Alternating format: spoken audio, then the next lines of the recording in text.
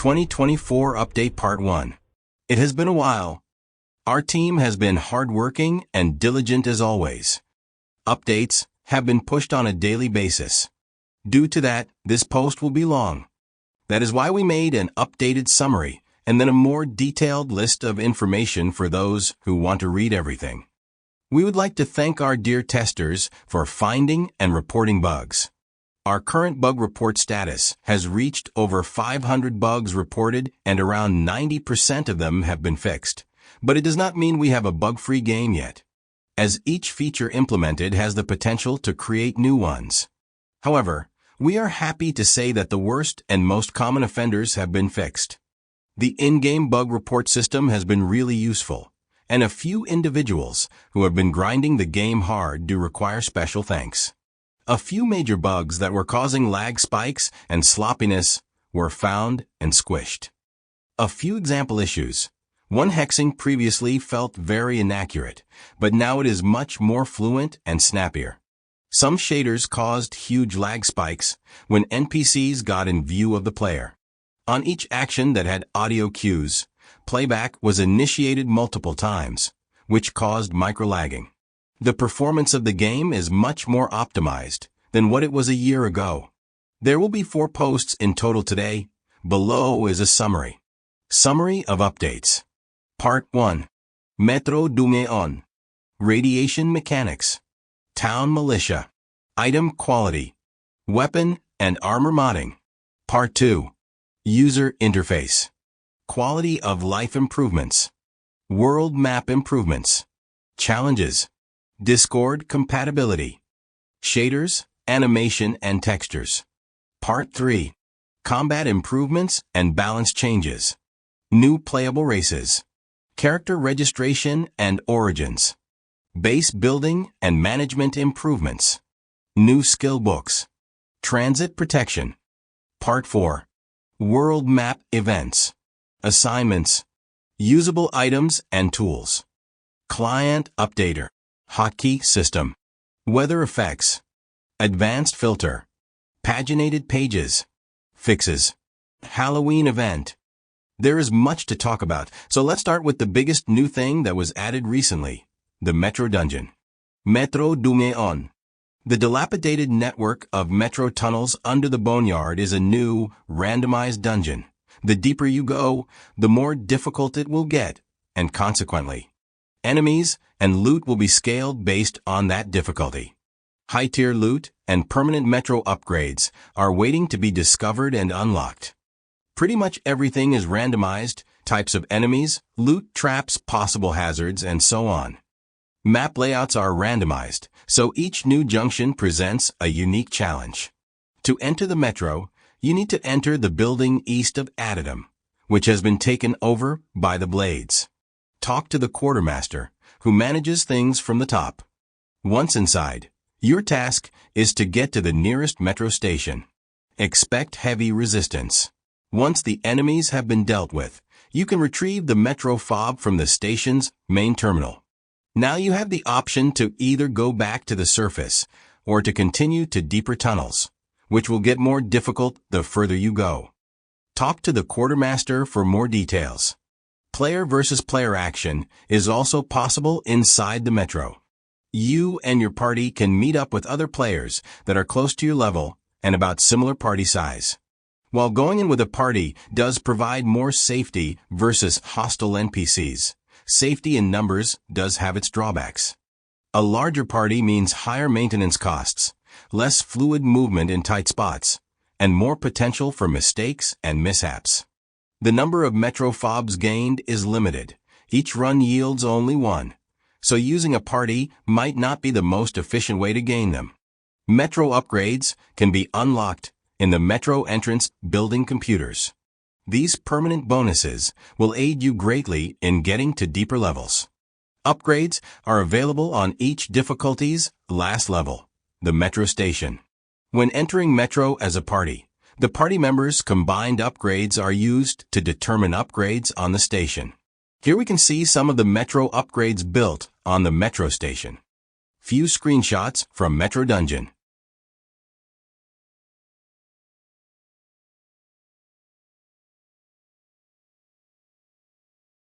Radiation mechanics reworked. You get a radiation dose for each minute you are inside locations that are irradiated. There are also visual cues that inform the player he is in an irradiated area. The default dose of radiation is 100, but your character radiation resistance will reduce it by a percentage of the value. Previously, radiation resistance affected the radiation damage taken and not the dose. Each time your character takes a dose of radiation from the environment, radiation damage is applied, or each minute ticks if not in radioactive locations. Radiation damage is the exact value of the accumulated radiation level. Accumulated radiation levels are reduced by half of the radiation damage gained. The Radaway drug is an excellent way to reduce high radiation levels, minus 250 rad. Alternative sources of radiation were created, such as microfission cells. They work like regular MFCs, but there will be additional radiation added, 5 to 15 radiation levels, with each shot. Oh, and they also glow in the dark. Due to the nature of the effect per hit, there will be nice synergies with traits that increase the splash area of projectiles. To acquire this kind of ammunition, players will need to craft it using rare uranium ores. Some enemies also have irradiated attacks, so it will be wise to use some Radaway before the radiation damage tick appears to prevent high damage spikes. As before, radiation is no joke and may be deadly, especially for unprepared travelers. Good old green goo and rubber boots make a comeback. They may come in handy in the newly added and reworked Toxic Caves dungeon. Playable, but WIP as of now. Town Militia. The unsafe towns are now protected by the militia from the winning side of town control. Those guards will protect town citizens and also fight anyone trying to break into the town treasury. If there is Vault Buster placed on the town treasury door and no player is fighting militia, they will head to the treasury and remove it, defusing the event. Item quality. There is a new type of item parameter, quality. Quality can range from common, uncommon, and rare to exotic. The background color of an item is based on that quality. For armor and weapons, quality will define the maximum amount of available mod slots. For other items, it provides information on item rarity and value, so new players know which items are worth taking so as not to fill their backpacks with every rock and flint stone in the wasteland. Armor and weapons of common quality can have 1 mod slot available, uncommon quality has 2 mod slots available, and rare and exotic have 3 mod slots available. You might ask, then, how and where to find the best quality items? Weapons looted from NPCs are of the lowest tier of quality, common. Uncommon quality armor and weapons can be looted from instances where PvP is not very likely to happen, or bought from NPCs' shops and by crafting. If one wants to find the best quality armor and weapons, then he needs to find them in high PvP risk areas such as public dungeons and red.world map events. Tier 4 weapons and armor are always of exotic quality. Weapon modding reworked. Weapon mods have been reworked in a way that makes managing them easier and more nuanced. There is no need to scroll through hundreds of mods to check their individual bonuses as now mod bonuses are rolled on installation. Mods are now stackable. Modding screens have been scrapped and replaced with more universal ones. The rules of modding are that 3 individual mods can be installed, but the same type of mod cannot be installed on different slots simultaneously. If you are not happy with the rolled stats, you can install another mod to replace the old one. Installed mods cannot be detached. Mod items have kept their names, effects, and tiers. A quick reminder on how weapon tiers work. Tier defines a number of rolls. Tier 1 is equal to 2 rolls, Tier 2 is equal to 3 rolls, Tier 3 is equal to 4 rolls, Tier 4 is equal to 5 rolls of possible bonuses. Possible bonuses are based on mod types. Modified items will have a small gear icon displayed. Shop and dungeon items have a chance to have modifiers by default. Armor modding. An armor mod system was created. It will use the same universal crafting screen as weapon modding.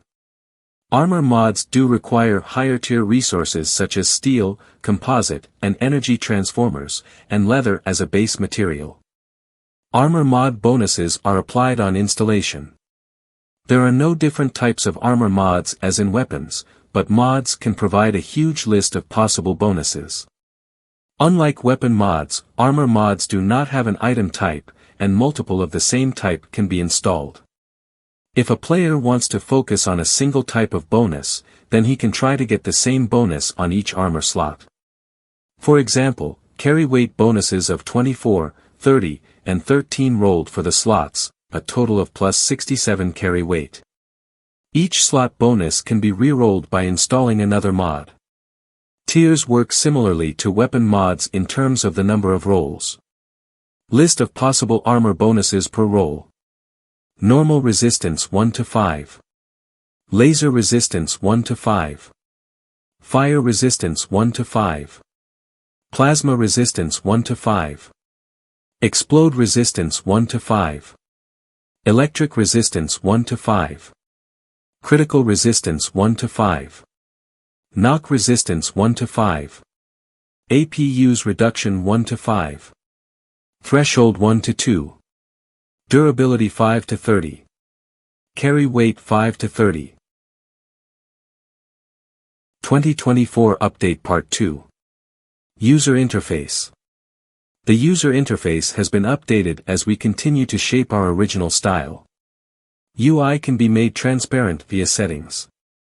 Some screens are still in progress, but here are few screens before and after. Quality of life improvements.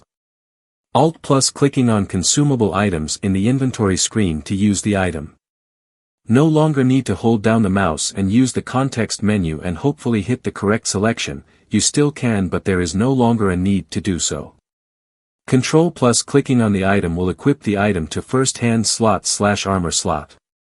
You can now mark any stackable items as favorites. These items will be at the top of item lists and are not affected by drop/transfer all commands. This helps to deload inventory much faster without dropping items you need. When items are marked favorite, then a small star icon is added onto the items. Trading windows got the total weight of possible transactions added. Now you can see when weight is going over the limit of your carry capacity. This helps to optimize trading efficiency. Since we will talk about trading, I will remind you of a few older improvements to use there. Control plus click moves the whole stack of items, Shift plus click moves a single item. Holding Shift while scrolling scrolls the whole visible page. Scrolling is overall improved in all the menus. When more than one target dies to the same hex, you can now swap between corpses using small arrows in the looting screen. Mouse cursor distance from character added while holding Control.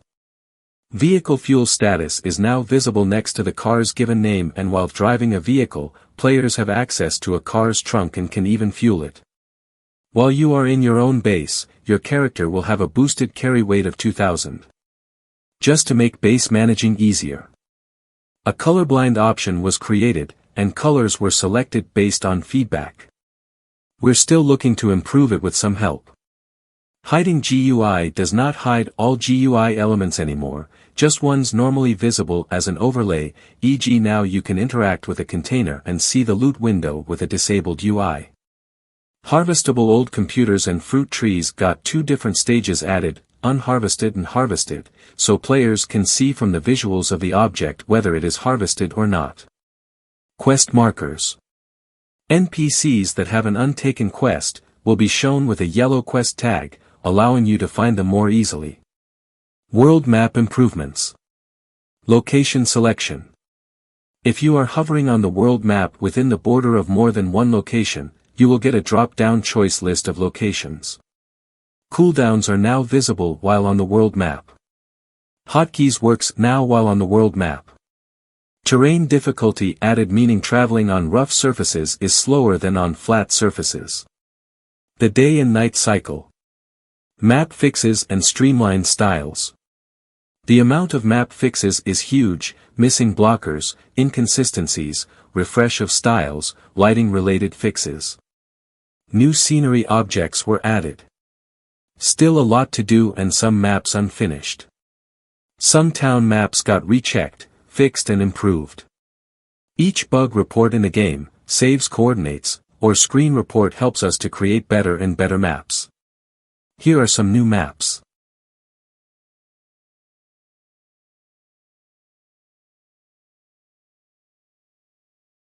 Journal. Journal was added to the game, you can open it by pressing J. Inside the journal are quest log, achievements, weekly challenges, and leaderboard. Achievements. A lot of new achievements were added to the game and more will be added later. Many achievements do have multiple levels of accomplishment, and the main rewards are a huge amount of experience and cosmetics to show off. A few of them provide key items like glow key cards. Some of these are still in progress due to content not yet being added. Weekly challenges. Weekly challenges are once-a-week objectives you can accomplish, 6 of them are generated each week and are randomized. Weekly tasks are a non-forced way to direct players to compete on the same things and to increase player interactions. Tasks are shown on Discord notifications and in the Weekly Challenges tab, where you can also check your progress on each task. Completing a weekly task provides the player 20% of the experience needed to advance in level, so it will scale on higher levels too. Completing tasks also provides points that players can see globally on the score screen. The top 5 scores of each week will have some nice rewards. In the future, there will be a shop to spend these accumulated weekly points. Leaderboard. The leaderboard will show the total global score accumulation on selected topics. For example, Metro High Score Selection shows who have managed to reach the highest difficulty in Metro Dungeon. Say hello to our testers. Claiming rewards. The challenges screen has a reward claiming section added. Once you have been rewarded from town control, achievements, or weekly tasks, your rewards do appear on the list. Rewards can only be collected while being in a safe location such as bases, while on world map, or in safe towns. Discord-related features. Game events such as weekly challenges, town control, and town raids are notified in the Discord events channel. Also, in-game there is a setting that affects if your character level and location, if it is safe, is visible on your Discord profile. If the option is not selected, then on the Discord profile it shows, player level, player name. PvP locations will not display on Discord no matter the setting. This can be useful when you want to group up with other players or meet for a trade. Shaders reworked, animation tweaking and textures improved. Your feedback has been heard, and the character visuals have been improved to match the original style. Previously, some models looked a bit off and were too smooth. 3D rendering was optimized, and models do not cause performance drop on load. The 3D models also now have a different shader that blends them more with the original art style. Better to show you than explain how it looks, so here is a video to show the human, ghoul and mutant moving animations wearing different armors. Death animations are also being implemented, getting more and more gruesome as we progress. Improvement work never ends, but that's the advantage of having our own assets that grant us unlimited potential.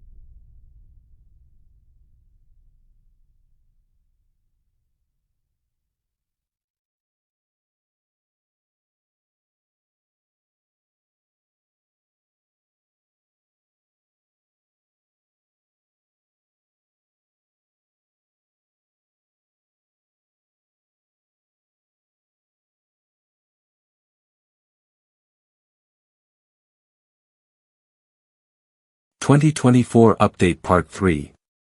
Combat-related tweaks and balance changes.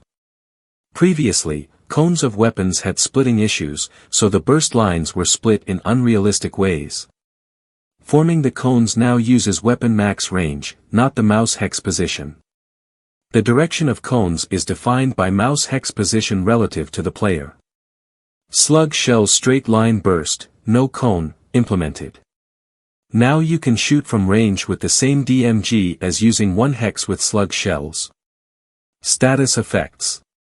Status effects now trigger text, BRN/PSN/RAD/KO, over the target. Damage caused by you and effects on targets are shown in a different color, default color being yellow. Color can be changed in the settings. Float message does not remove previous float messages as before, it will slowly fade away. Weapon maximum range is marked with faded red lines around the player. Contour shaders were previously causing rectangle-shaped bleed over on targets around. It was messy. Now only targets that will get hit are highlighted red. Hex shooting has been improved. While holding control, hex shooting target hex is taken by the mouse cursor position, targets under the hex shooting mouse cursor no longer interfere. One hex marker under the target of one hex. When the player is at one hex distance to the target and uses burst and has a mouse over the target, the hex under target is colored red. This helps a lot when there are a lot of enemies around and the player is not sure where to click to hit the target he wants. Gap between lower and higher tier weapons were reduced in both ways. Low tier weapons damages are overall increased, so even low tier weapons can be deadly. It also means that NPCs that do use these weapons cannot be ignored anymore. Higher tier weapons did way too much damage in previous tests, it was no fun to die from range with 2 shots. High and mid-tier weapon damages are lowered, and damage increase perks/traits/drugs/critical hits have been nerfed. From current experience, I could say that melee weapons seem to have found their needed usages. 1 hexing values are slightly increased, meaning 1 hexing is more effective than in previous tests. It is still far from perfect, but the direction is right. Weapons have been tested on player versus environment situations and comprehensive PvP tests are required. New audio.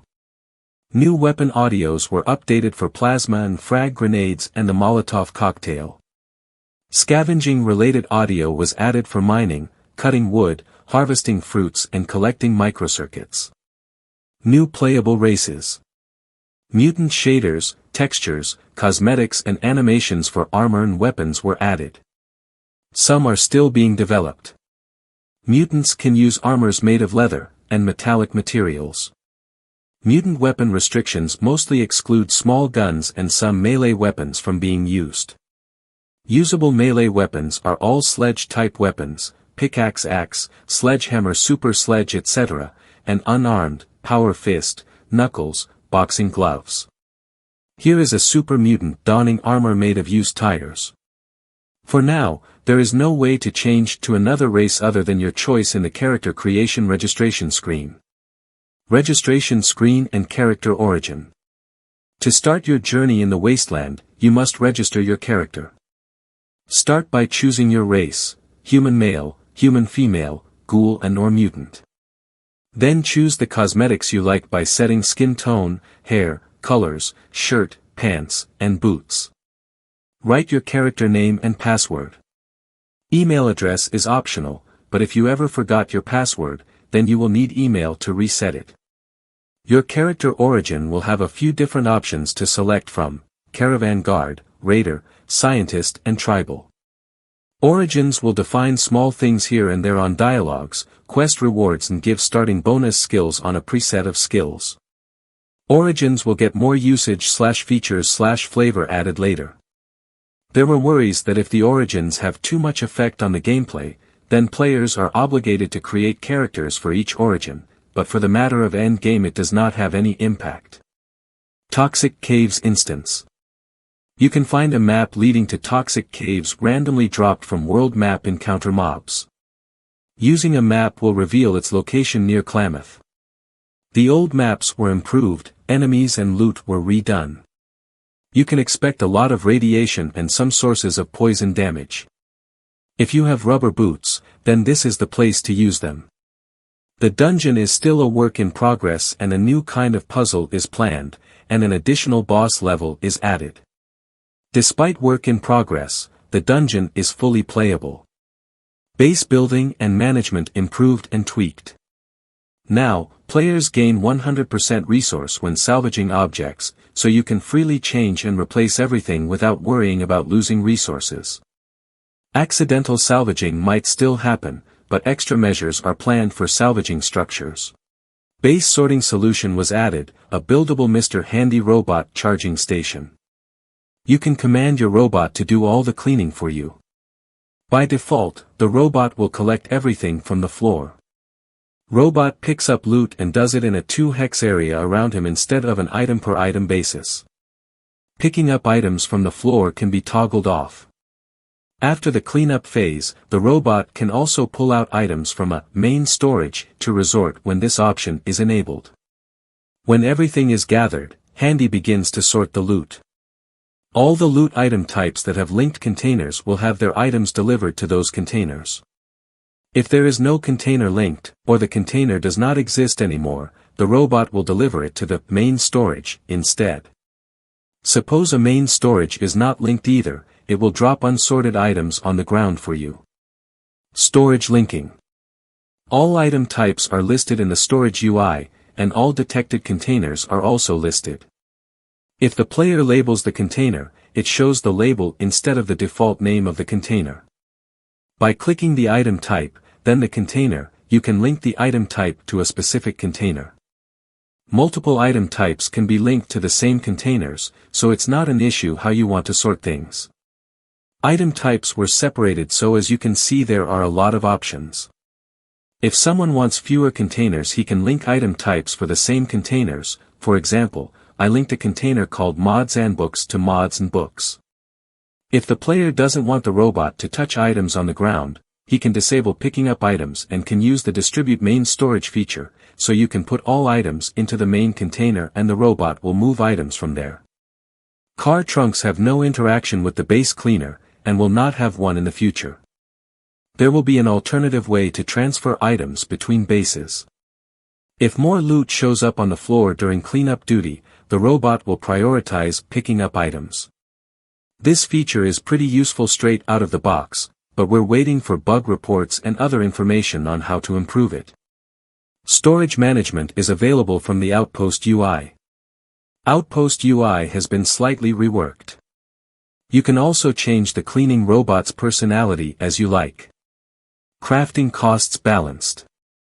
Crafting and item value costs were adjusted to make more sense, some previous values were just temporary filler. Each crafting material's source and sinks were checked and balanced. Still, some changes will be needed, but the current direction is right. Skill gain and skill books.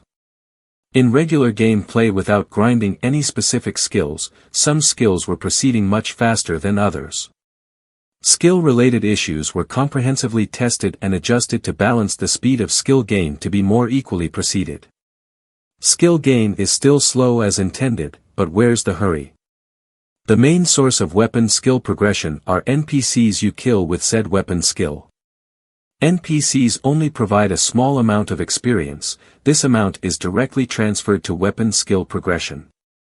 For character experience gain, the main source will be quests. Skill formulas are still being adjusted, so still too early to go into fine details, but some short explanations. Weapon skills affect hit chance, weapon skill requirement and target distance affect your chances. First aid affects the amount of hit points healed by your first aid skill, and affects your chances to fix crippled limbs. Repair is your chance to repair items, deterioration and tier of the item affect your success rate. Pick lock affects your chances to lock pick containers and doors, lock difficulty checked versus skill level. Traps affect your chances to disarm traps, traps difficulty checked versus skill level, and it also defines the difficulty of traps placed by you. Trap skill also affects how far you can detect traps from. Scavenging skill affects the amount of resources gained from scavenging objects such as junk, cars, mining ores, cutting trees and scrapping old computers. Outdoorsmen affect your chance to avoid encounters. Barter skill affects the value you gain by selling and buying items. Skill book mechanics were changed to give flat skill bonus instead of faster skill gain % for a certain time. Each skill does have a newly made skill book to use. Skill books can be found randomly from dungeons and bought from bookshops and libraries. Using a skill book has new audio of page-turning sounds for you to enjoy. Transit protection. When you enter or change a map, there will be a small amount of time, 3 seconds, during which you are not targetable. While you are on this transit timer, you cannot change maps or target other players. You can target NPCs, which will remove the timer. NPCs do not target you while your transit timer is active. 2024 Update Part 4. World Map Events. Good old red dots mechanics were added. At random times, these dangerous locations will appear on world maps in predefined zones. So far, we have Raider Fortress, 2 types of Raider outposts, collapsed tunnel and sewer hideout. Special encounters were added. Now, you have a very low chance to get into special encounters while traveling on a world map. So far, we have 10 different special encounter maps added and a lot more are planned. Assignments. Repeatable quests from the town's notice board were added. These are low risk and low rewards locations which are excellent places to learn and get used to the mechanics. Also, they are party friendly, so gather your team together and venture forth. So far we have 3 familiar locations from S3, maps, loot spots, mobs, recreated and adjusted to fit Season 4. These assignment types of quests are still being observed and looked for if they are fitting the game in the current way they are. There are no cooldowns on how often assignments can be taken, at least for now. Improved hover mouse info. There are new settings for mouse hover info. If enabled, then additional info is shown. Important NPCs names. Chance to lockpick tools and hand effect. Scavengeable objects. Action on interactable objects. Destroyable objects. Items on ground and minor highlight. Notice boards improvements. Town's notice boards will now point you towards points of interest and quest objectives. Not taken quests in town will show up as notes on the notice board. We all know previously a Wikipedia was necessary to even know there is a quest. Notice boards should help to direct players towards quests. Stores and banks, crafting areas will also have their notes that you can interact with to be pointed towards it. Usable items and tools. Explosive C4, mines, dynamite. Plastic explosives were added to the game. They work differently than in the previous season. You need to craft a switch to use C4, and activating it detonates all placed C4 explosives on the same map. Only your own placed explosives can be triggered by you. C4s cannot be stacked on the same hex, and they do not explode inside player inventory or containers. The explosion of C4 does not destroy nearby C4s on the ground. These new mechanics allow nice chain reaction explosions, and creative tactics. Damage from plastic explosives is only decent, and the radius is 3 and by linking multiple of them players can do really massive damage.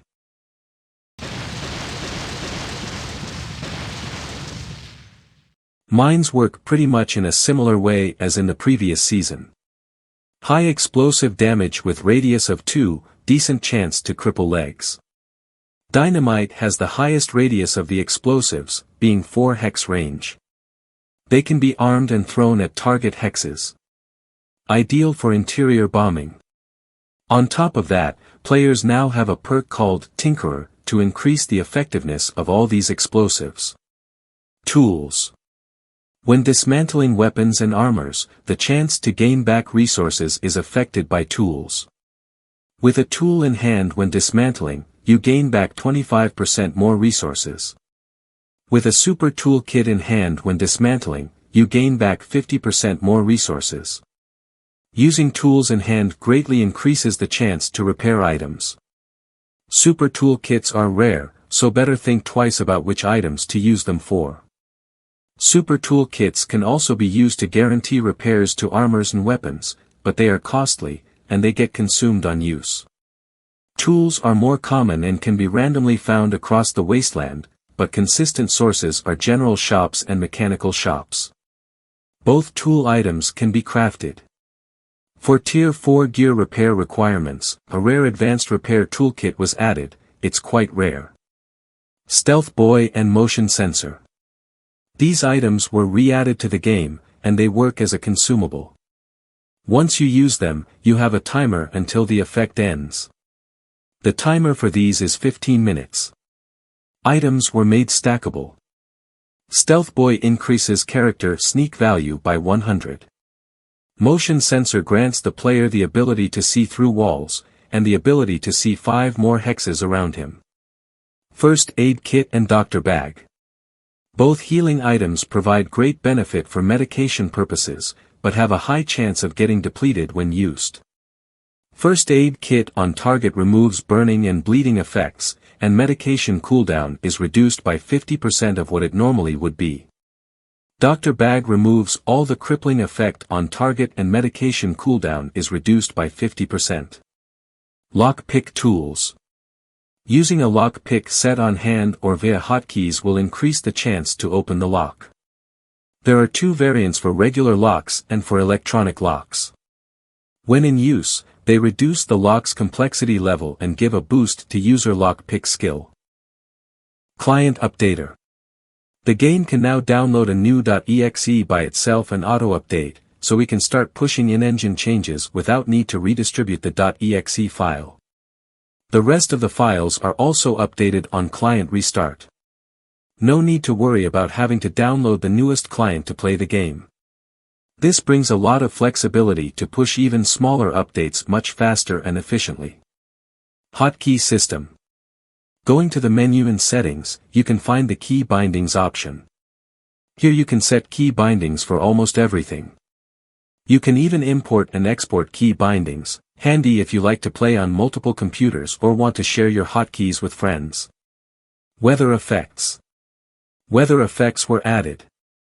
Radiation particles and dust floating around and rain dropping. Weather effects can happen anywhere, and if it is happening in populated towns, town people will seek the cover. Weather can be disabled in the settings. Advanced Filter. Advanced Filter selection added in the Settings menu. Using the Advanced Filter, players can filter items by types, quality, and by name. Paginated Pages. The crafting screen and auction house used to cause lag spikes when opened due to sheer amount of content.